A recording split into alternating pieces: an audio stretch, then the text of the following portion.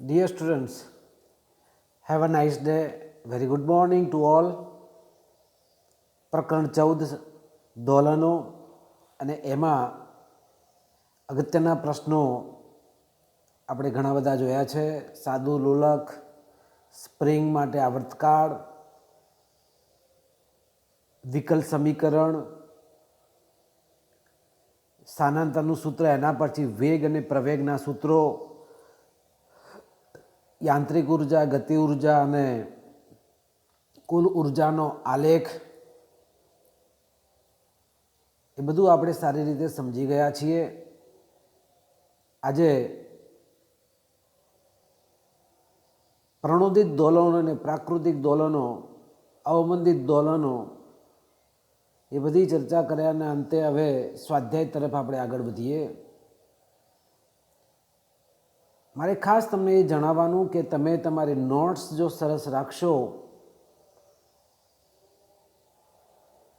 તો ચોક્કસ તમારા હાથે લખેલું તમને વધુ યાદ રહી શકે, વધુ સારી રીતે તમે એને સમજી શકો.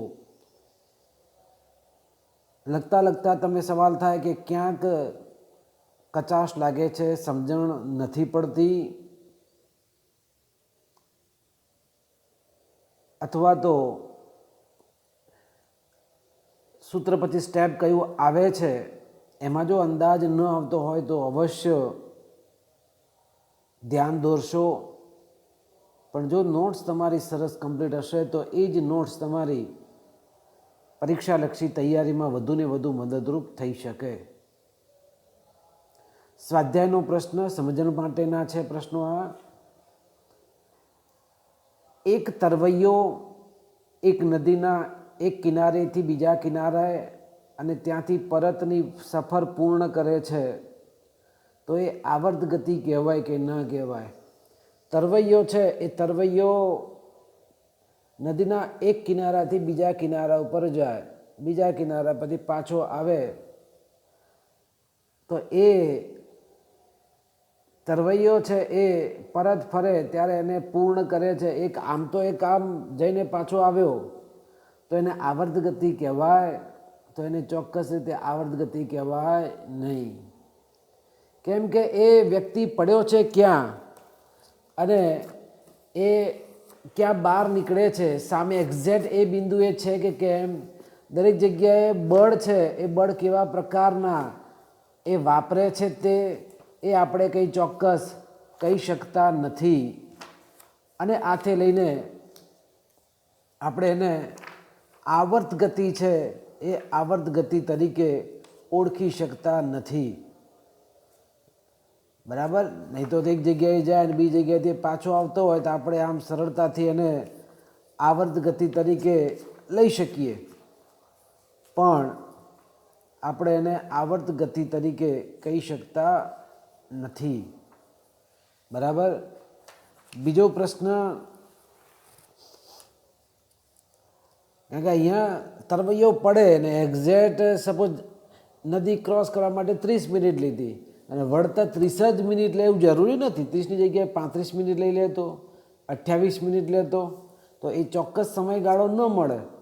નહીંતર આમ તો કેવું છે કે એક દોલન કમ્પ્લીટ, આ બાજુ 1 સેકન્ડ તો જઈ આ બાજુ પણ 1 જ સેકન્ડ લાગે, તો એ સમય ચોક્કસ નથી હોતો, એટલે એ આપણું આવર્ત ગતિ કહેવાતી નથી. બીજો પ્રશ્ન તમે જુઓ,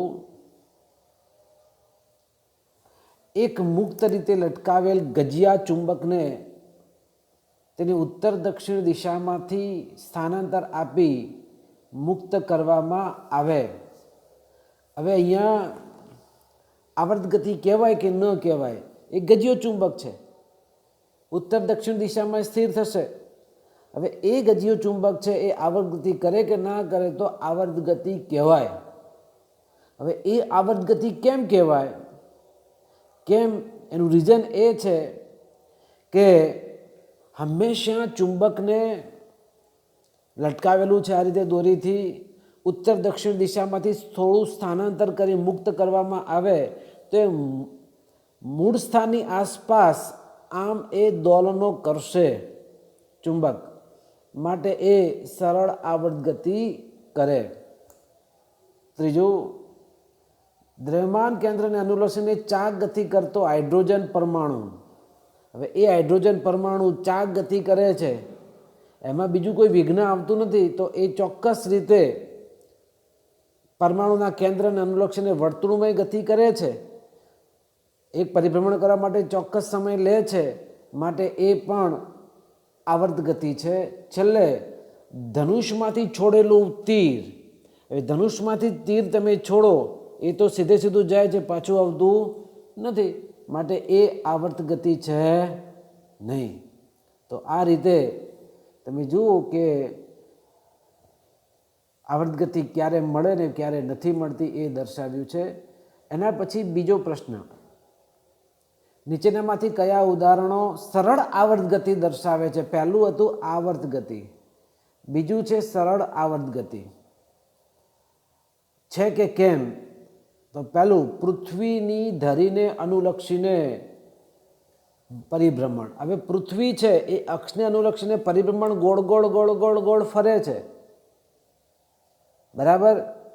એટલે એ આવર્ત ગતિ કરે છે, પરંતુ નિશ્ચિત બિંદુની આસપાસ આગળ પાછળ ગતિ કરતી નથી. બાકી સરળાવર્ત ગતિની વ્યાખ્યામાં શું હતું? નિશ્ચિત બિંદુને અનુલક્ષીને આગળ પાછળ અથવા ઉપર નીચે ગતિ કરે, પુનરાવર્તિત ગતિ કરે, એ જ સરળ આવર્ત ગતિ હતી. અહીંયા આગળ પાછળ ગતિ કરતી નથી. હા, આવર્ત ગતિ છે ચોક્કસ, કારણ કે એ એક પરિભ્રમણ પૂર્ણ કરવા માટે સરખો સમય લે છે, પણ એ આગળ પાછળ કે ઉપર નીચે ગતિ કરતી નથી મધ્યમાન સ્થાનને અનુલક્ષીને, માટે એ સરળ આવર્ત ગતિ નથી. ક્લિયર? એના પછી બી, યુ આકારની ટ્યુબ હોય, આવી યુ આકારની ટ્યુબમાં દોલિત થતો અંદર પારો ભરેલો છે, તો એ પારો અંદર હોય તો પારો ઊંચો નીચો આમ થઈ જતો હોય, તો એ આ વચ્ચેનું જે મધ્યમાન સ્થાન છે એને અનુલક્ષીને ઉપર નીચે જો થઈ જતું હોય તો તે સરળ આવર્ત ગતિ કહેવાશે. માટે ત્યાં હા, સરળ આવર્ત ગતિ છે. એના પછી સી જુઓ, એક બોલ બેરિંગને એક લીસી વક્ર વાડકીની અંદર સૌથી નિમ્નતમ બિંદુથી થોડાક ઉપરના બિંદુ પરથી છોડી દેવામાં આવે. હા, આવી એક વાડકી છે લો. હવે એ વાડકીમાં અહીંયા ગોળી નાખો તો એ ગોળી ક્યાં જશે? એ આ બાજુ ઉપર ગઈ, પાછી ઉપર જઈને ક્યાં આવશે? એ નીચે ગઈ. આ રીતે ગોળી છે એ અંદર આ રીતે થઈ જશે, ઉપર જશે નીચે આવશે, આ બાજુ ઉપર જશે નીચે જશે, તો એ સરળ આવર્ત ગતિ કહેવાશે. કે મધ્યમાન સ્થાનને અનુલક્ષીને આ રીતે એ સરખા સમયગાળામાં સરખું અંતર જો કાપતું હોય તો એ સરળ આવર્ત ગતિ કહેવાય. પછી ડી, તેની સંતુલન સ્થિતિને અનુલક્ષીને બહુપારમાણવિક અણુના સામાન્ય કંપનો. હવે એ બહુપારમાણિક અણુના સામાન્ય કંપનો છે, એ કંપનો છે, આવર્ત ગતિ છે, પણ એ દોલનો કરતા નથી. એવું કંઈ ઉલ્લેખ નથી અંદર દોલનો કરે છે તેવું, અને દોલનો નથી કરતા માટે સરળ આવર્ત ગતિ નથી. નો ડાઉટ કંપનો કરતા હોય આવર્ત ગતિ હોઈ શકે, પણ એ સરળ આવર્ત ગતિ ક્યારે નહીં. તો આપેલા આ પ્રશ્નની અંદર પૃથ્વીનું પરિભ્રમણ એ સરળ આવર્ત ગતિ નથી, પરંતુ પારાને જે યુ આકારની ટ્યુબમાં ભરવામાં આવીને ઉપર નીચે થતો હોય તો સરળ આવર્ત ગતિ છે. વાડકીની અંદર એક નાનકડી ગોળી જો નાખવામાં આવે ઉપર નીચે થતા હોય તો એ સરળ આવર્ત ગતિ છે. પરંતુ આ બહુપારમાણિક અણુના પરમાણુઓ સામાન્ય કંપનો કરતા હોય તે સરળ આવર્ત ગતિ કહેવાય નહીં. ક્લિયર? બે પ્રશ્નો સરસ હતા. એ નિચોડ છે, આપણો ફિઝિક્સનો ચેપ્ટરનો નિચોડ છે. તો એ સરળ આવર્ત ગતિ કોને કહેવાય, આવર્ત ગતિ કોને કહેવાય, એને સ્પષ્ટ કરતા આ 8 જેટલા મુદ્દાઓ હતા. હવે નેક્સ્ટ ક્વેશ્ચન, આકૃતિમાં કોઈ કણની રેખીય ગતિ માટે સ્થાનાંતર વિરુદ્ધ સમયના 4 આલેખો દર્શાવ્યા છે. સ્થાનાંતર વિરુદ્ધ સમયના આલેખો દર્શાવ્યા છે. કયો આલેખ આવર્ત ગતિ છે, ગતિનો આવર્તકાળ શું થશે એ આપણે અહીંયા જોઈએ. હવે પહેલો આલેખ તમે જુઓ કે એમાં આ એક્સ એટલે સ્થાનાંતરણ, ટી એટલે સમય. વધતા સમય સાથે એ આ વક્ર ગતિ કરેલો, તો એ આવર્ત ગતિ નથી. તો આમ જાય છે, જાય જાય જાય, પાછો આવતો નથી.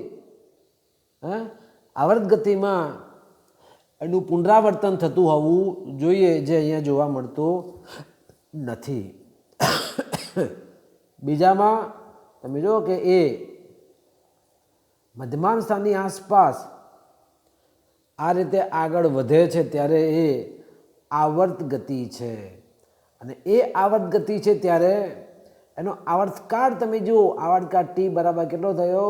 2 સેકન્ડ. દર 2 સેકન્ડે એ પુનરાવર્તન કરે છે. દર 2 સેકન્ડે પુનરાવર્તન કરે છે, માટે એ આલેખ છે એ આવર્ત ગતિ સૂચવે છે, દરેક 2 સેકન્ડે.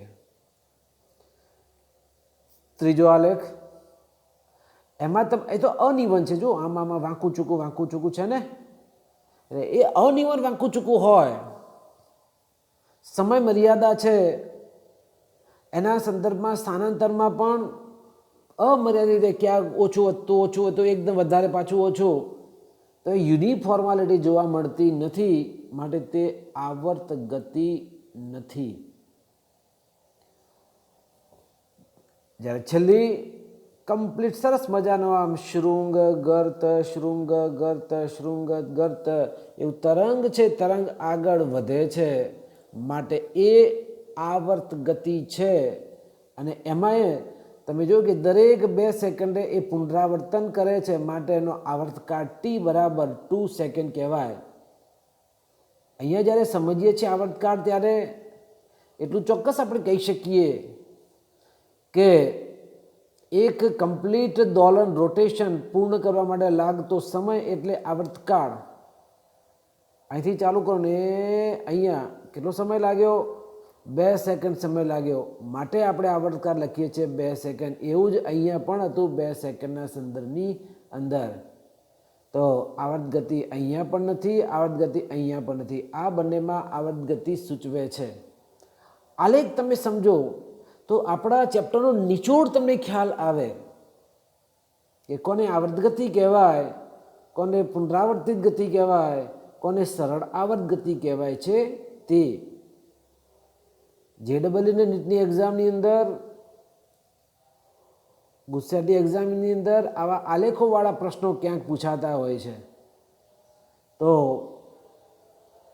ગણતરીઓ નથી હોતી, માત્ર તમે જોઈ અને તમને ખ્યાલ આવે કે મારો કયો આન્સર સાચો હશે. પરીક્ષક છે, પરીક્ષક એવું ધ્યાનમાં લે કે વિદ્યાર્થીમાં આ બાબતો છે એ દ્રઢ છે કે નહીં. માટે આલેખો દ્વારા સરળતાથી સમજવાનો પ્રયત્ન કરીએ તો જવાબ એકદમ ઇઝી હોય છે, કોઈ એવી કેલ્ક્યુલેશન કરવી પડતી હોતી નથી. આવા આલેખોનો તમારે મહાવરો પણ વધુ એક કરતા જવો.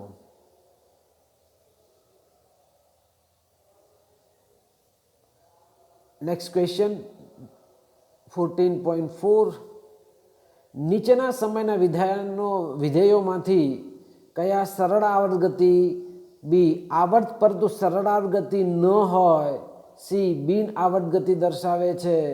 આવર્ત ગતિના દરેક કિસ્સામાં આવર્તકાળ માપો કોઈ ધન અચળાંક ઓમેગા માટે. હવે જુદા જુદા વિધેય છે, ત્રિકોણમિતિ વિધેયના સંદર્ભમાં છે. પહેલું છે એ પહેલું એટલે એ sine omega t minus cos omega t. હવે સાઇન વિધેય છે, સાઇન હોય કે એકલું કોસ હોય, એ હંમેશા સરળ આવર્ત ગતિ જ છે. કે સાઇનની કિંમત તમે જુઓ ક્યાંથી ક્યાં સુધી એ જાય છે, 0, 1/2, 1/√2, √3/2, 1. જુદા જુદા ખૂણા માટે sin 0, sin 30, sin 45, sin 60, sin 90. એટલે એક બાજુ 0 થી 1 અને દિશા બદલો તો 0 થી -1. એટલે કે -1 અને 1ની વચ્ચે જ કિંમત હોય, એથી વધારે કોઈ કિંમત સાઇનની કે કોસની હોતી નથી. આપણે વર્ગ નથી કરતા, સિમ્પલ સાઇન કોસની વાત કરીએ છીએ ત્યારે અહીં sine omega t minus cos omega t એ સરળ આવર્ત ગતિ સૂચવે છે, જેનો આવર્તકાળ 2π/ω કેટલો 2π/ω જેટલો છે. બીજું છે સાઇન ક્યુબ ઓમેગા ટી. સાઇનની 3 ઘાત છે, 3 ઘાત, અને એ સાઇન 3 ઘાત હોવાથી એ આવર્ત ગતિ જરૂર છે, પરંતુ એ સરળ આવર્ત ગતિ નથી. સાઇન ક્યુબ ઓમેગા ટી એ આવર્ત ગતિ છે, પરંતુ સરળ આવર્ત ગતિ નથી, પરંતુ એનો આવર્તકાળ 2π/ω આપણે યાદ રાખવાનો. વિધેય છે ને સાઇન ત્રિકોણમિતિ વિધેયમાં 2π/ω, જો પહેલામાં પણ 2π/ω આવર્તકાળ, બીજામાં પણ 2π/ω આવર્તકાળ. ત્રીજું છે 3 cos π/4 - 2ω t. જો અહીંયા કોઈ ઘાત નથી, સિમ્પલ cos થીટા છે, તો મેં હમણાં કીધું કે એકલો સાઇન થીટા હોય, એકલો cos થીટા હોય તો એ સરળ આવર્ત ગતિ છે, અને એનો આવર્તકાળ t બરાબર 2π/ અહીંયા 2ω, 2π/2ω એટલે 2 કેન્સલ, એટલે π/ω જેટલું મળે, π/ω. ડી ચોથું cos omega T plus cos 3ω t plus cos 5ω t. અહીંયા બધા cos છે, એટલે આવર્ત ગતિ છે, પણ એ સરળ આવર્ત ગતિ છે નહીં, કેમ કે અહીંયા વિધેયનું સંયોજન થશે એટલે ગુણાકાર થશે, અને એના સંદર્ભમાં આવર્ત ગતિ છે, જેનો આવર્તકાળ t બરાબર 2π/ω. પછી ચોથું exp -ω² t², એટલે કે ઈનો ઘાત છે, ઈના ઘાતમાં exp એટલે e⁻ t². હવે આ જે ઘાત જે છે e⁻ t², ઈનો ઘાત એ તો ક્યારે ચરઘાતાંક વિધેય છે, ઈનો ઘાત એટલે ચરઘાતાંકી વિધેય છે, માટે આવર્ત ગતિ નથી. આવર્ત નથી તો સરળ ગતિ તો ક્યાંથી હોય, બરાબર, અને એ ન હોય તો આવર્તકાળ પણ ક્યાંથી મળે, માટે આનો એ આવર્તકાળ છે, એ આવર્તકાળ અસ્તિત્વ નથી ધરાવતો, એટલે આવર્ત ગતિ નથી, એનો બિન આવર્તકાળ આવર્ત ગતિ છે, એટલે આવર્તકાળ એનો હોતો નથી. એના પછી છેલ્લું 1 +ω t + ω² t². આમાં તો કોઈ ઉલ્લેખ થતો જ નથી કેવું પ્રકારનું વિધેય છે તે, એટલે આ પણ સરળ આવર્ત ગતિ નથી, એટલે કે એ બિન આવર્ત ગતિ છે, એટલે એનો કંપવિસ્તાર અસ્તિત્વ ધરાવતો નથી. તો પહેલું જે છે એ સરળાવર્ત ગતિ સૂચવે છે, આવર્તકાળ 2π/ω. ત્રીજું છે એ પણ સરળાવર્ત ગતિ ધરાવે છે, એનો આવર્તકાળ π/ω. બાકીના જે પરિણામો છે એમાં પહેલું સરળ ગતિ છે, બીજામાં આવર્ત ગતિ નથી, ડીમાં આવર્ત ગતિ નથી, ઈ તો છે જ નહીં, અને એફ પણ નથી. તો કયા સરળ ગતિ છે, ખ્યાલ આવ્યો ને, sign omega t minus cos omega T સરળ ગતિ છે, આવર્તકાળ ટી બરાબર 2π/ω. એના પછી અહીંયા સી 3 cos π/4 - 2ω t એ સરળ ગતિ છે, આવર્તકાળ t/2ω, એટલે કે π/ω આપણે લઈ શકીએ. પાંચમો પ્રશ્ન, એક કણ 10 સેન્ટીમીટર દૂર એવા બે બિંદુઓ એ અને બીની વચ્ચે રેખીય સરળ આવર્ત ગતિ કરે છે, તો એ દરમિયાન એથી બીની દિશાને ધન લો તો વેગ, પ્રવેગ અને બળની સંજ્ઞા જણાવો.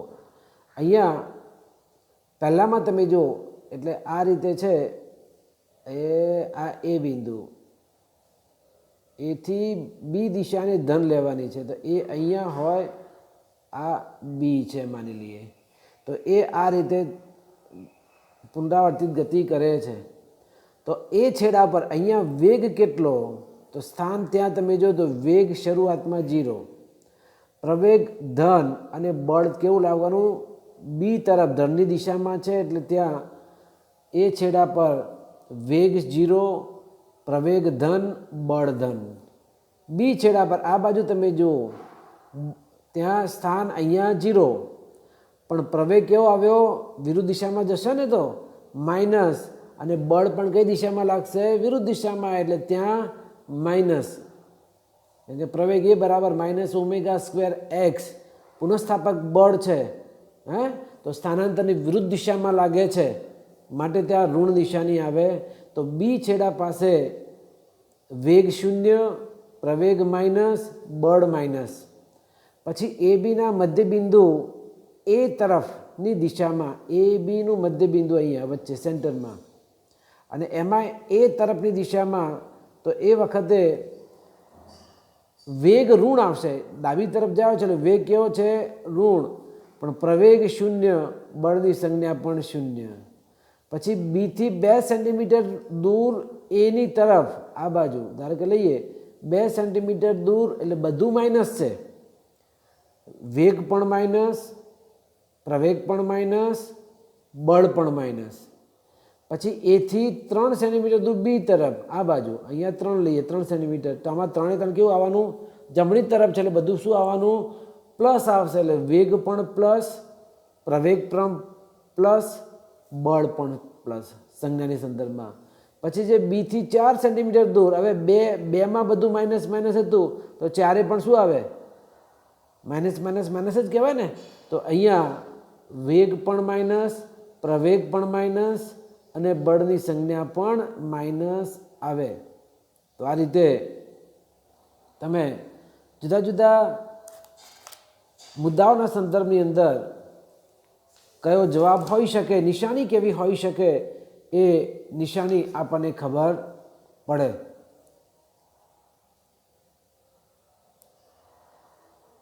એના પછી છઠ્ઠો પ્રશ્ન, કણના પ્રવેગ એ અને સ્થાનાંતર એક્સ વચ્ચેના નીચેના સંબંધોમાંથી કયા સરળ આવર્ત ગતિ ધરાવે છે? તો પહેલું છે એ બરાબર 0.7x. તો આ સરળ આવર્ત ગતિ નથી, કારણ કે સરળ આવર્ત ગતિમાં શું હતું? સરળ આવર્ત ગતિમાં પ્રવેગ એ બરાબર માઇનસ ઓમેગા સ્ક્વેર એક્સ. તો એ પ્રમાણે છે, તમે જુઓ 0.7x છે, તો ત્યાં ઋણ નિશાની પણ નથી, એટલે એ સંદર્ભમાં એ સરળ આવર્ત ગતિ નથી. બીજામાં માઇનસ 200x3, માઇનસ 200x2. તો આ બીજું છે, એમાં એ માઇનસ ઓમેગા સ્ક્વેર એક્સ પ્રકારનું નથી, તેથી તે પણ સરળ આવર્ત ગતિ છે નહીં. એક્સનો વર્ગ આપ્યો છે, એક્સ એકલું આપેલું નથી. -200 બરાબર છે, પણ એક્સનો વર્ગ છે, શું હોવું જોઈએ? એક્સ હોવું જોઈએ. તમે જો કે અહીંયા એક્સની જગ્યાએ x² આપેલું છે બીજામાં, એટલે એ સરળ આવર્ત ગતિ નથી. પછી સી એ બરાબર -10x, તો -10 અને એક્સ છે, તો એક્સ એક્સ ને ઓમેગા સ્ક્વેર -10, માટે એ સરળ આવર્ત ગતિ દર્શાવે છે. આપણે તો દરેક વખતે એ બરાબર -ઓમેગા સ્ક્વેર એક્સ સાથે સરખામણી કરો તો તમને ખ્યાલ આવે. એના પછી ડી એ બરાબર 100x3. આ તો 100x3 થઈ, એક્સ જ હોવું જોઈએ ને, માટે આ પણ એ સરળ આવર્ત ગતિ દર્શાવતું પરિણામ નથી. તો તમે જોઈ શકો છો, માત્ર જે સી છે એ સી જ સરળ આવર્ત ગતિ દર્શાવે છે, બીજા કોઈ જ પરિણામો સરળ આવર્ત ગતિ દર્શાવતા હોતા નથી. તો ડિયર સ્ટુડન્ટ્સ, આ આપણા 1 થી 6 પ્રશ્નો સરસ રીતે મેં જે રીતે અહીંયા સાઈડમાં લખેલું છે એ પ્રકારે તમે નોટ્સમાં પણ ક્વેશ્ચન સાથે તમે લખશો તો ચોક્કસ સરળતાથી તમને યાદ રહી જશે. બહુ ડિટેલમાં આપણે જવા નથી, આ કે નામાં કન્સેપ્ટ જો તમે સમજ્યા હશો તો અવશ્ય આવા ટૂંકા પ્રશ્નો છે એને આપણે એટેમ્પ્ટ કરી શકીશું. બાકીના પ્રશ્નો સાથે ફરી નેક્સ્ટ ટાઈમ આપણે મળીશું. ત્યાં સુધી જય હિન્દ, જય ભારત. ખૂબ ખૂબ આભાર ડિયર સ્ટુડન્ટ્સ.